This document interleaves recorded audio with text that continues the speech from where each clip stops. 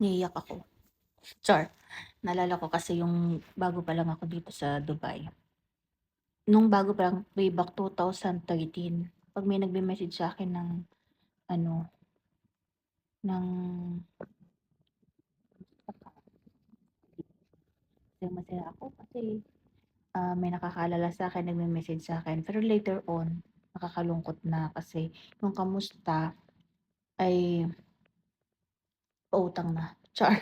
Hindi. In general 'to ha, hindi in general. Chika ko lang, naalala ko lang 'to. Kasi hindi 'to parang para magparinig or something of hindi. Guys, mayroon kasing marami pa rin mga tao na nangangarap na mag-abroad, mag-Dubai, mag-ibang bansa, ganyan. Napakahirap dito, totoo. Lahat ng mga nakikita niyo sa social media, okey sa general 'to, chika ko lang, marites ko lang, na sa lahat na nakikita niyo sa social media, totoo 'yun. Yung malungkot, mahirap, gutom, pagod, puyat, iyak, nahihiwalay sa mga karelasyon, sa mga asawa, jowa. Kasi di sa ibang bansa nandito na lahat ng okey, kasiyahan, kalungkutan, kahirapan, lahat, kahayup-hayupan. Charot, charot. Kasi ako, grabe naiiyak ako, hindi ko bago ako nagkaroon ng ganitong buhay, I mean na-bless ako ng Panginoon, grabeng hirap ang dinanas ko. Naiyak ako, gano'n. Daming hirap, daming dasal, grabe. Naiyak ako, sandali lang. Naiyak ako, naalala ko yung hirap ng buhay ko dito. Suwerte na mahirap, maraming pagsubok.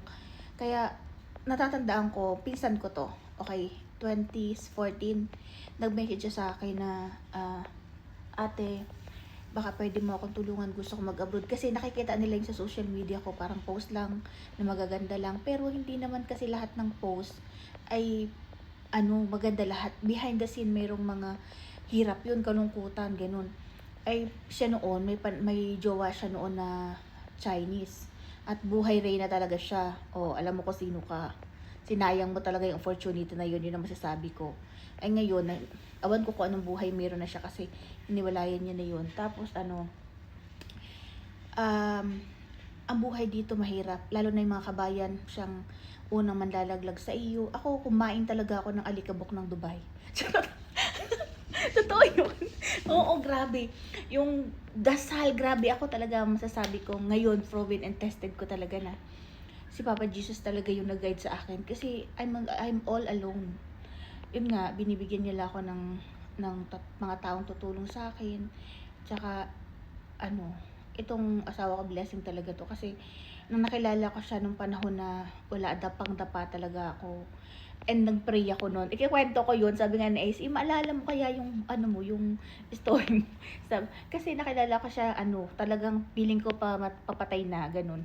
Charit lang, charis lang. Kaya sa mga may gustong mag-abroad, kung kayo ay may regular na trabaho sa Pilipinas, may maayos na pamilya, may small business, huwag niyong pangarapin dito.